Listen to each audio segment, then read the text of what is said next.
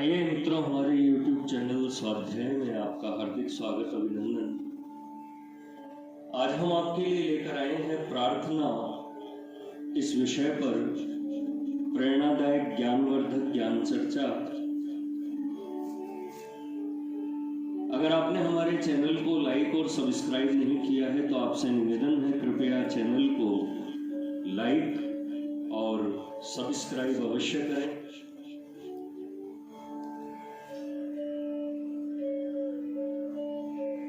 पाप से झगड़ने के विशिष्ट उपाय। मिथ्या श्रद्धा में न फंसने के लिए और अपनी बुद्धि के अतिरिक्त दूसरे किसी आदमी पर भी विश्वास न करना जरूरी है।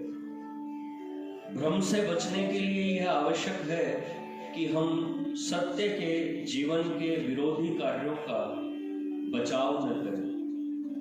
पाप में न फंसने के लिए मनुष्यों को यह साफ साफ समझ लेने की जरूरत है कि पाप अनिष्ट है, वह सच्चे और व्यक्तिगत दोनों प्रकार के सुख छीन लेता है और दूसरे मनुष्यों में अनिष्ट उत्पन्न करता है। और जिस क्रम में पाप से झगड़ना जरूरी है, उस क्रम को जान लेना भी आवश्यक है। लेकिन लोग यह सब जानते हुए भी पाप से नहीं बच सकते, पाप में गिरते हैं। इसका कारण यह है कि आदमी इस बात को स्पष्टता पूर्वक नहीं समझ पाता कि वह कौन है, उसकी आत्मा कैसी है, या फिर वह यह सब भूल जाता है। अपने आप को अधिकाधिक पूर्णता और स्पष्टता के साथ पहचानने के लिए और यह याद रखने के लिए कि मनुष्य के धर्म क्या है, एक रामबाण उपाय है और वह है प्रार्थना। प्रार्थना के संबंध में अति प्राचीन काल से यह माना गया है कि मनुष्य को प्रार्थना की आवश्यकता है। पुराने लोगों के ख्याल से और अधिकतर अर्वाचीन लोगों के ख्याल से भी अमुक परिस्थिति में, अमुक स्थान में, अमुक कार्यों और शब्दों के साथ प्रार्थना प्रभु के साथ अथवा देवों के साथ उनकी प्रसन्नता के हेतु किया गया संभाषण था और अब भी है।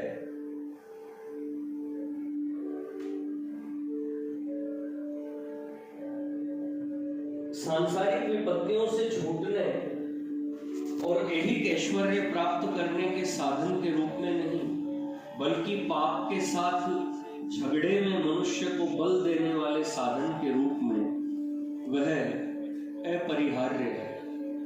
पाप के साथ झगड़ने के लिए मनुष्य को यह समझकर याद रखना चाहिए कि संसार में उसकी अपनी क्या स्थिति है और हर एक कार्य करते समय उसके महत्व का विचार करना चाहिए, जिससे वह स्वयं पाप में न फंस सके। इन दोनों बातों के लिए प्रार्थना आवश्यक है। इसलिए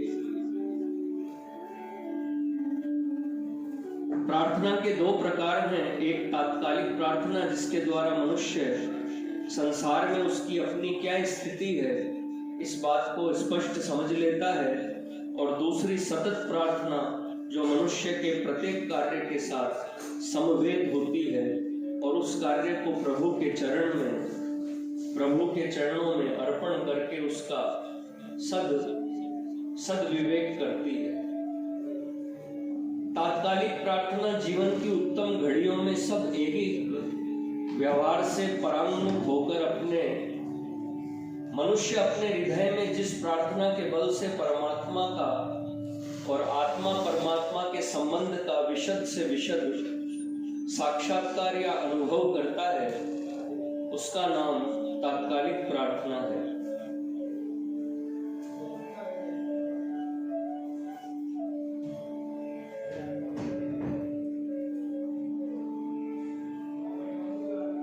ऐसी प्रार्थना द्वारा मनुष्य अपनी वाणी में अपना और परमात्मा का संबंध व्यक्त करता है। परंतु इस प्रकार की प्रार्थना में पूर्वजों ने जिन विचारों और वाणी प्रयोगों द्वारा परमात्मा के साथ अपना संबंध व्यक्त किया था, प्राय सब लोग उन्हीं की पुनरुक्ति करते हैं और उसके द्वारा उन पूर्वजों के और परमात्मा के साथ अपना संबंध सिद्ध करते हैं।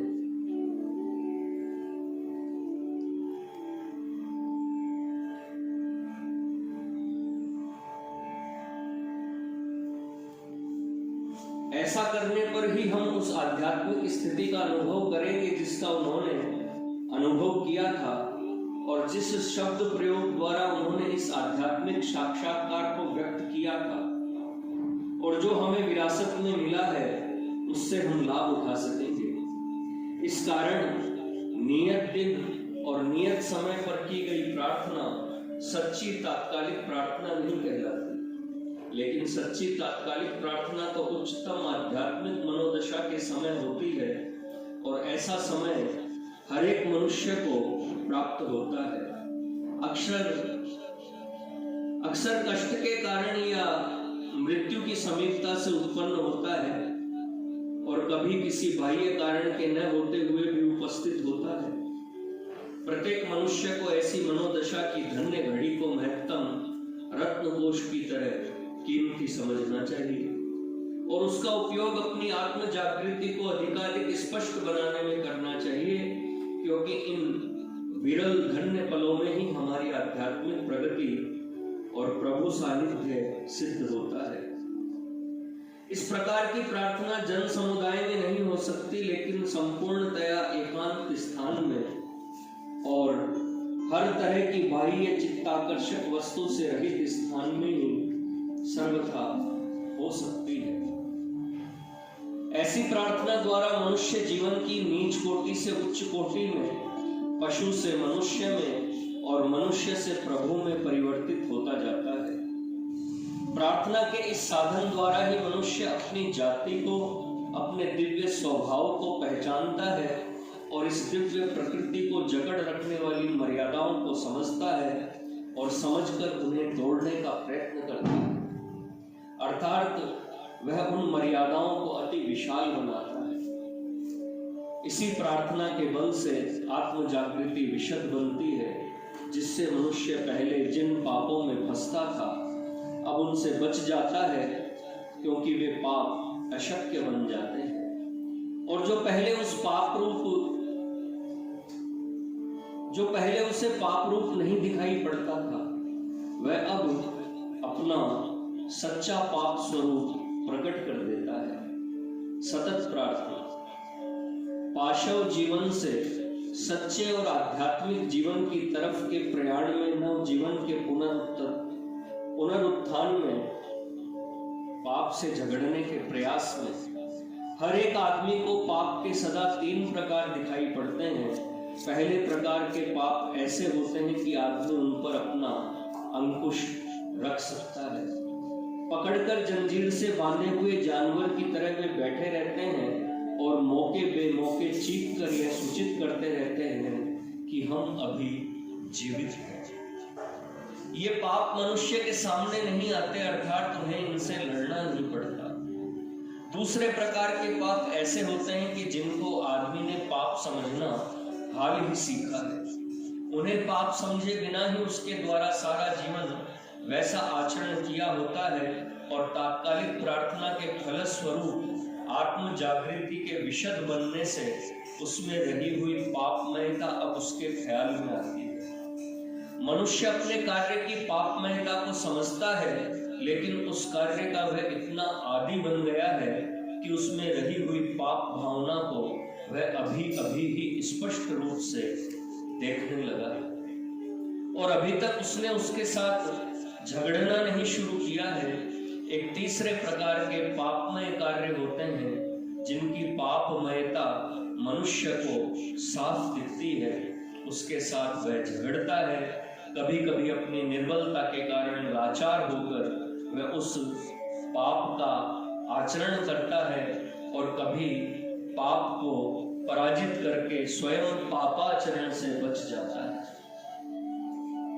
इन सब पापों से झगड़ने की सामर्थ्य प्राप्त करने के लिए सतत प्रार्थना की जरूरत है। सतत प्रार्थना के फलस्वरूप मनुष्य को जीवन के प्रत्येक क्षण में कोई भी कार्य करते समय इस बात का सदा ताजा स्मरण बना रहता है कि कि उसका अपना जीवन हित इसमें है और इस कारण सतत प्रार्थना से उसे पशु स्वभाव को पराजित कर सकने वाले जीवन कार्यों में आत्म जागृति के बल पर सहायता मिलती है। सतत प्रार्थना अर्थात ईश्वर सानिध्य का सतत ख्याल, सारे जीवन भर इस बात का सतत अस्खलित भान कि जिस परम शक्ति ने मनुष्य को यहाँ भेजा है वह प्रत्यक्ष प्रकट है,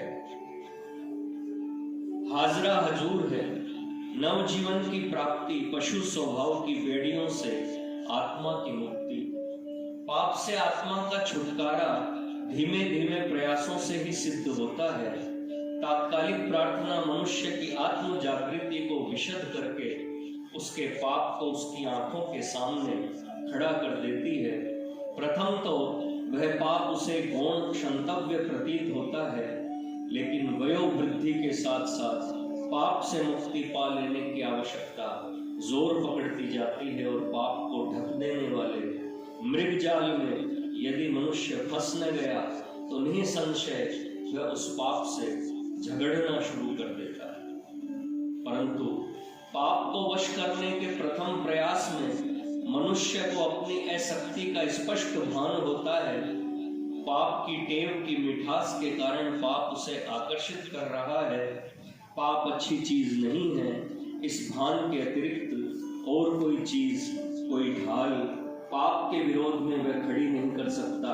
इसलिए स्वयं जो कुछ कर रहा है वह बुरा है, यह जानते हुए भी वह उस बुरे काम को करता ही रहता है। इस स्थिति से बचने का सिर्फ एक ही उपाय है। कुछ धर्मोपदेशकों के मत से वह उपाय इस प्रकार है। पाप से झगड़ने में मनुष्य को सहायता देने वाला एक बल है, प्रभु कृपा, और वह अमुक धार्मिक विधियां करने से मिल जाती है।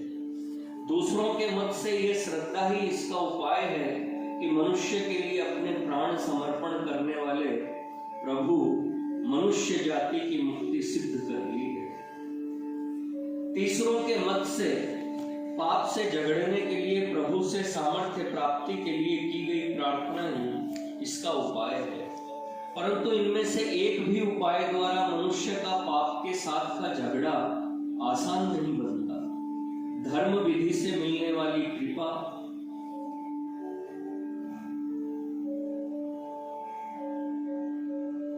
सिद्ध मुक्ति में श्रद्धा, नम्र भाव से की हुई प्रार्थना, इन सब के होते हुए भी सच्चे दिल से पाप से झगड़ने वाले मनुष्य को यह प्रतीति हुए बिना नहीं रहती कि पाप की प्रबल शक्ति के सामने वह स्वयं अत्यंत निर्बल है और पाप से झगड़ना एकदम निराशजनक है।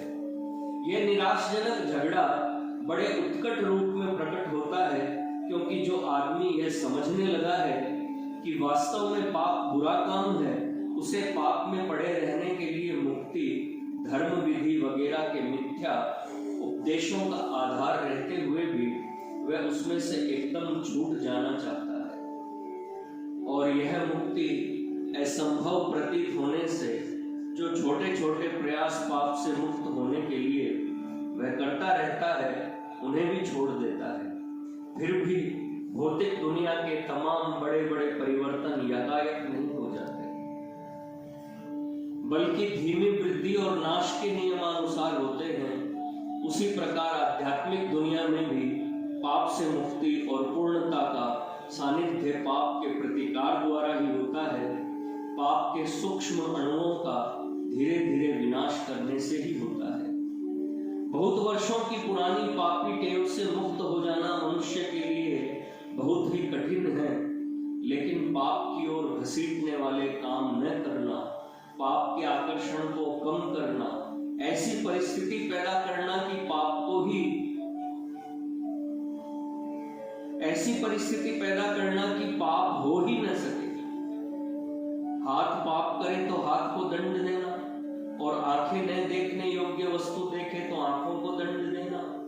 यह सब तो सर्वथा उसी के हाथ में है, और यह सब उसे प्रतिक्षण करना चाहिए। और ऐसा करने की शक्ति प्राप्त करने के लिए सतत प्रार्थना की आवश्यकता है।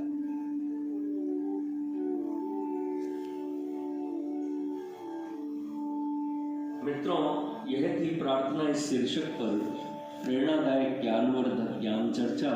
अगर आपको हमारा चैनल पसंद आए तो इसे लाइक और सब्सक्राइब अवश्य करें। धन्यवाद।